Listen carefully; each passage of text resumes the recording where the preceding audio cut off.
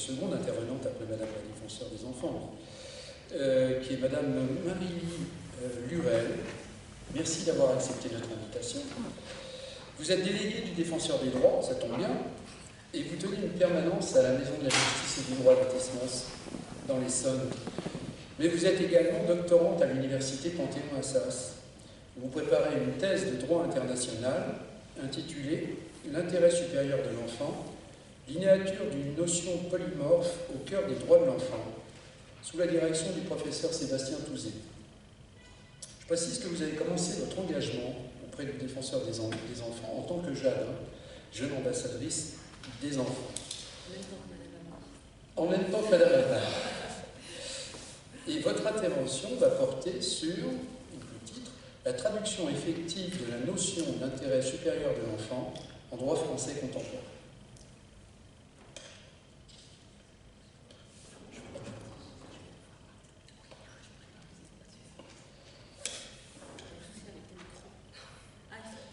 Juste appuyer sur...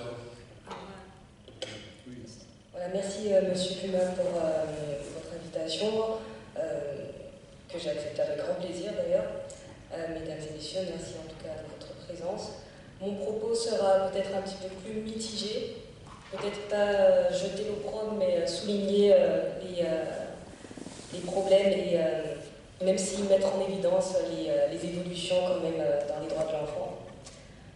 Alors, dans toutes les décisions qui concernent les enfants, qu'elles soient le fait des institutions publiques ou privées de protection sociale, des tribunaux, des autorités administratives ou des organes législatifs, l'intérêt supérieur de l'enfant doit être une considération primordiale. Ce texte, dont je viens de prendre lecture devant vous, est celui de l'article 3, paragraphe 1 de la Convention internationale relative aux droits de l'enfant. Je dirais la CIDE. Ce texte qui, pour la première fois, a consacré la notion d'intérêt supérieur de l'enfant dans un instrument juridique contraignant pour les États. La preuve en est que cette même convention prévoit à son article 44 l'obligation pour chaque gouvernement de rendre compte de la situation des droits de l'enfant dans son pays.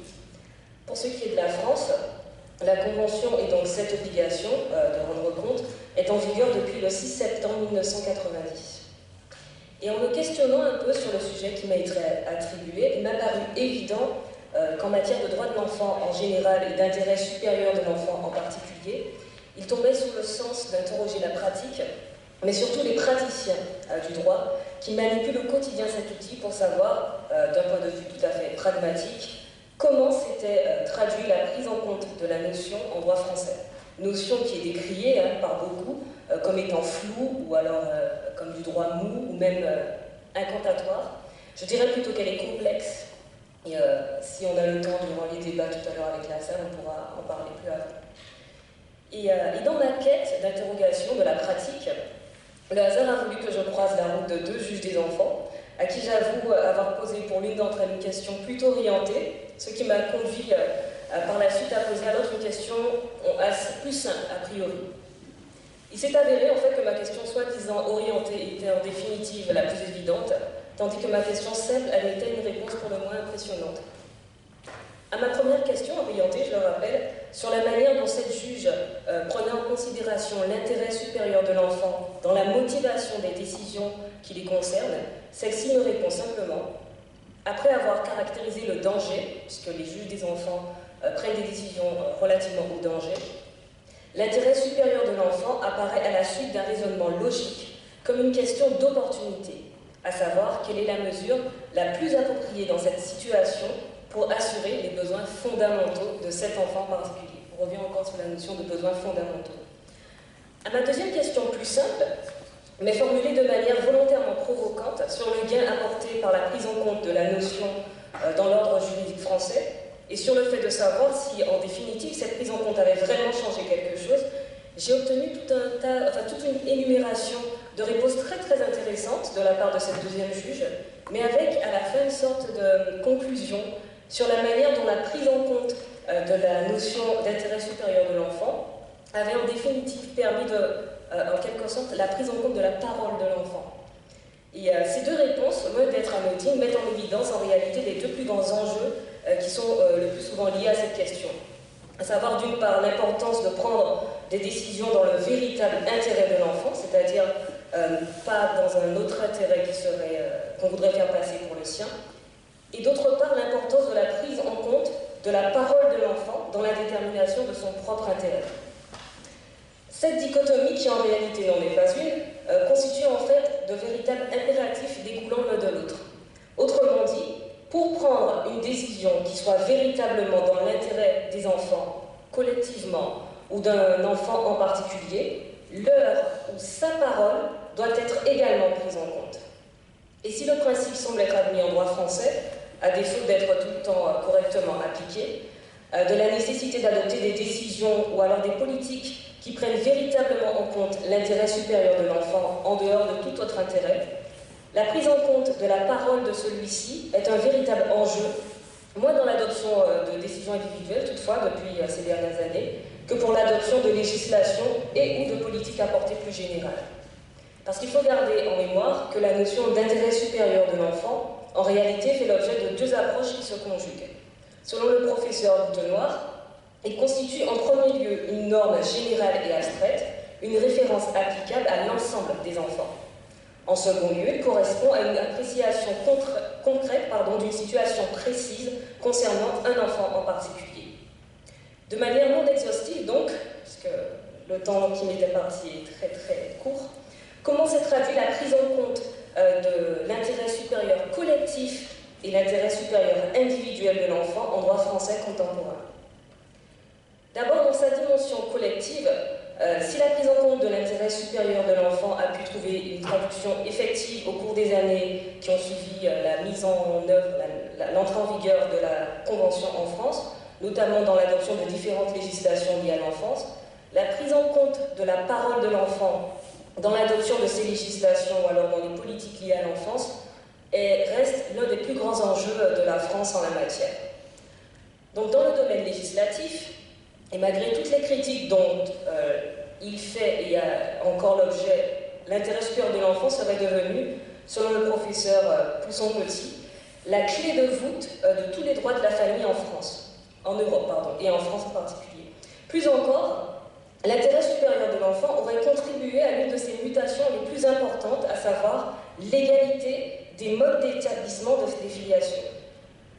La prise en compte de l'intérêt supérieur de l'enfant a donc été un facteur de mutation des normes juridiques, dit le professeur, puisque les États ont été amenés à réformer leurs droits de la filiation. En France, cette réforme n'est intervenue que par ordonnance du 4 juillet 2005, donc soit 14 ans après l'adoption de la Convention, et ratifiée par la loi du 16 janvier 2009. C'est une évolution qui est plutôt appréciable quand on se souvient qu'il n'y a pas si longtemps, c'est-à-dire à peu près 200 ans à l'échelle de l'histoire, le premier consul, Napoléon Bonaparte, déclarait publiquement au Conseil d'État, et je cite, que la société n'a pas intérêt à ce que les bâtards soient reconnus. Fin de citation. Le bâtard désignant, selon la définition du dictionnaire de l'Académie française, donc l'édition 1778, la personne qui était née hors de légitime mariage, c'est-à-dire les enfants naturels. Aujourd'hui, heureusement, la terminologie a été corrigée.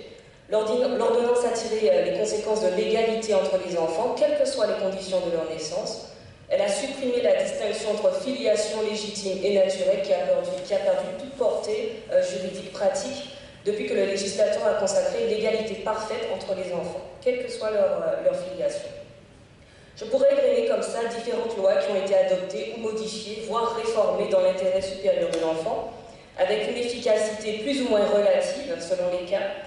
Et bien que ce ne sera pas l'objet de mon propos aujourd'hui, malheureusement, c'est l'un des plus grands reproches adressés par à la France par le Comité des droits de l'enfant, que le manque d'harmonisation des pratiques autour de cette notion, comme le disait Madame Avna. Mais il faut toutefois relever que la prise en compte de la parole des enfants dans l'adoption des politiques ou des législations liées à l'enfance n'est pas une pratique récurrente, et c'est un doute euphémisme, c'est ce que je dis. Or, associer les enfants au processus de prise de décision par les pouvoirs publics est une tâche positive que le Comité des droits de l'enfant encourage dans son observation générale numéro 5 qui est relative aux mesures d'application de la Convention relative aux droits de l'enfant. C'est une observation générale qui date du 27 novembre 2003. Plus encore, le comité souligne que dans de nombreux cas, seuls les enfants eux-mêmes peuvent dire si leurs droits sont pleinement reconnus et s'ils les exercent sans entrave. Et s'il est vrai que la procédure d'évaluation et de détermination de l'intérêt supérieur des enfants en tant que groupe va différer quelque peu de la procédure applicable à un enfant à titre individuel, dans la mesure où les intérêts d'un grand nombre d'enfants sont en jeu, les institutions publiques sont tenues, normalement, quand elles envisagent d'adopter des mesures ou prennent des décisions d'ordre législatif qui concernent directement ou indirectement ces groupes, de prendre tous les moyens, de trouver les moyens de recueillir les vues d'un échantillon représentatif d'enfants et de prendre dûment en considération leurs opinions afin de couvrir toutes les catégories d'enfants. Comment procéder donc? Des activités ponctuelles ou régulières telles que les parlements d'enfants peuvent être stimulantes, dit le comité, mais pour éviter de verser dans le symbolisme et s'assurer des opinions représentatives de groupes particuliers d'enfants sur certaines questions, pourquoi pas avoir l'opinion des enfants qui ont une expérience du système de justice pour mineurs, par exemple, sur les projets de réforme et de la législation dans ce domaine. Ou encore, l'opinion des enfants adoptés ou des enfants appartenant à des familles adoptives sur la législation et la politique en matière d'adoption. Et en ce sens, de prendre en compte les opinions des enfants, on ne peut que saluer la consultation nationale du défenseur des droits en la matière sur la prise en considération, donner la parole aux enfants. Qu'en est-il maintenant de la traduction de l'intérêt individuel de l'enfant en droit français? Si la prise en compte de l'intérêt supérieur de l'enfant dans l'adoption de décisions individuelles a connu quelques débuts difficiles dans la jurisprudence, la prise en compte de sa parole dans l'adoption de décisions dans son propre intérêt a connu une véritable évolution, on peut le dire quand même. Reste à voir si en pratique cette évolution est effective. Pour ce qui est de la traduction de l'intérêt supérieur, cette fois individuel de l'enfant en droit français, c'est au Conseil d'État que l'on doit l'introduction de la notion en tant que telle dans la jurisprudence administrative. En l'occurrence, un préfet avec une décision refusant la délivrance d'une autorisation de séjour demandée au titre du regroupement familial pour une enfant turque de 4 ans, au motif que ce dernier était rentré irrégulièrement en France. C'est une problématique qui revient très très souvent, même encore aujourd'hui. Dans cette fameuse arrêt Demoiselle Sinard du 22 septembre 1997, le Conseil d'État a considéré que dès lors, et je cite, que ni le père de l'enfant, que celui-ci ne connaissait pas, ni aucune autre personne proche de la famille ne pouvait recevoir l'enfant en Turquie, la décision du préfet, qui impliquait que l'enfant retourne dans ce pays, a porté atteinte à l'intérêt supérieur de l'enfant, une atteinte incompatible avec les stipulations de l'article 3, paragraphe 1 de la Convention relative aux droits de l'enfant. Ce faisant, le Conseil d'État reconnaissait non seulement l'applicabilité directe de la Convention dans l'ordre juridique français, mais aussi et surtout un effet direct à l'article 3, paragraphe 1, à l'égard des particuliers, qui dès lors pourraient l'invoquer à l'appui d'un recours en excès de pouvoir. Alors la Cour de cassation, de son côté, a été beaucoup plus récalcitrante. Dans l'ordre judiciaire, il a fallu attendre 2 arrêts de 2005 pour que la Haute Cour abandonne sa jurisprudence traditionnelle et suive l'exemple du Conseil d'État. En effet, dans son célèbre arrêt Le Jeune du 10 mars 1993, la première chambre civile de la Cour de cassation affirmait que la Convention ne créait d'obligation qu'à la charge des États, n'étant pas directement applicable en droit interne. Donc c'est cette fameuse jurisprudence qui a été abandonnée par la suite. Et pour l'anecdote, l'un des arrêts de 2005 de la Cour de cassation reproduisait dans son chapeau l'article 3, paragraphe 1 de la Convention, avant de rappeler aussi le droit de l'enfant d'être entendu lorsque celui-ci en fait la demande, pour ensuite casser la décision de la Cour d'appel pour violation de cette obligation. Et c'est la parfaite transition pour évoquer la traduction de l'intérêt de l'enfant dans la prise en compte de sa parole pour l'adoption de décisions individuelles le concernant. Vous l'aurez compris, le Comité des droits de l'enfant l'a rappelé dans son observation générale numéro 14, paragraphe 43. L'évaluation de l'intérêt supérieur de l'enfant doit faire une place au respect du droit de l'enfant d'exprimer librement son opinion et du droit à ce que cette opinion soit dûment prise en considération dans toutes les affaires le concernant. La prise en compte de la parole de l'enfant dans l'adoption de décisions individuelles est certainement l'un des aspects de la notion qui a reçu une traduction la plus remarquable, on va dire, en droit français contemporain, en tout cas sur le papier, et de l'aveu des juges quand même, on peut dire aussi dans la pratique. En effet, l'article 388-1 du Code civil prévoit que dans toute procédure civile le concernant, le mineur capable de discernement, on ne sait pas quelle est vraiment la signification de ce mot, discernement, parce qu'un enfant, la juge des enfants me disait qu'un enfant de 14 ans peut ne pas s'exprimer aussi bien qu'un enfant de 5 ans, donc ça dépend. D'ailleurs, le défenseur des droits préfère l'enfant, le degré de maturité. Mais en tout cas, un mineur peut, sans préjudice des dispositions prévoyant son intervention, son consentement, être entendu par le juge ou, lorsque son intérêt le commande, par la personne désignée par le juge à cet effet. En outre, cette fameuse audition de l'enfant est de droit lorsqu'il en fait la demande depuis la loi du 5 mars 2007 relative à la protection de l'enfance. Le juge doit alors s'assurer que le mineur a été informé de son droit à être entendu et à être assisté par un avocat. À la suite de cette loi, le décret du 20 mai 2009 relatif à l'audition de l'enfant en justice prévoit que l'obligation d'information du mineur sur son droit à être entendu et à être assisté par un avocat lors de cette audition repose au premier chef sur les personnes qui s'occupent quotidiennement de l'enfant, à savoir ses parents, le tuteur ou le cas échéant les personnes ou le service à qui il a été confié. Il est prévu qu'un avis rappelant cette obligation doit être joint aux convocations des parties ou aux assignations délivrées dans le cadre des procédures concernant l'enfant.